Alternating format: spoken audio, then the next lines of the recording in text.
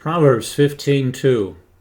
The tongue of the wise useth knowledge aright, but the mouth of fools poureth out foolishness. The key to this proverb is a qualifying adverb, aright. A wise man speaks knowledge acceptably, but a fool prates on and on without knowing what he's saying. You realize you can say the wrong thing, or you can say the right thing the wrong way, or the right thing at the wrong time, or the right thing to the wrong person. Wisdom learns what to say, how to say it, when to say it, and to whom to say it. Truth is not enough. Fools babble without regard to these four factors of godly speech. Solomon often taught that speech is one of the most obvious signs of wisdom or folly. Listen to these verses.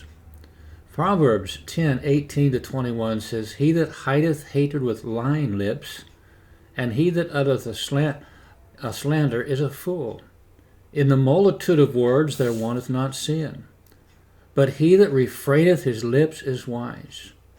The tongue of the just is as choice silver. The heart of the wicked is little worth. The lips of the righteous feed many, but fools die for want of wisdom. Proverbs 15:28 says, The heart of the righteous studieth to answer, but the mouth of the wicked poureth out evil things. Chapter 17, verse 27 says, He that hath knowledge spareth his words, and a man of understanding is of an excellent spirit. Even a fool, when he holdeth his peace, is counted wise, and he that shutteth his lips is esteemed a man of understanding. Proverbs 18:6-7 says, A fool's lips enter into contention, and his mouth calleth for strokes. A fool's mouth is his destruction, and his lips are the snare of his soul. 29:11 says, A fool uttereth all his mind, but a wise man keepeth it till afterwards. Learning what to say and when to say it is one of the great keys to success in any venture. Fools destroy relationships by talking too much about too little. People begin to cringe every time they see them coming around. All others hear from them is their time-worn opinions and their feelings. The wise man speaks aright, which means rightly, correctly, and properly. His speech is gracious.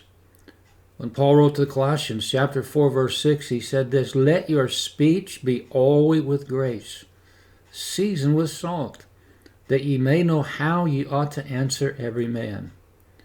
Ecclesiastes 10:12, it says, The words of a wise man's mouth are gracious, but the lips of a fool will swallow him up. This was our Lord's way. It says in Luke 4:22, And all bare him witness, and wondered at the gracious words which proceeded out of his mouth. And they said, Is not this Joseph's son? You see, a wise man listens and thinks before he speaks. He knows that being hasty in speech marks him as a fool. Proverbs 29:20 says, Seest thou a man that is hasty in his word? There's more hope of a fool than of him. All our speech must be without offense to Jesus Christ. 1 Corinthians 10, verse 31 says, Whether therefore ye eat or drink or whatsoever ye do, do all to the glory of God. Give none offense to the Jew, nor to the Gentile, nor to the church of God, even as I please all men in all things, not seeking mine own profit, but the profit of many, that they may be saved.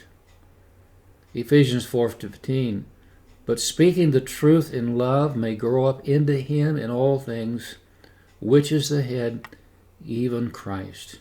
Is our speech important? Very important.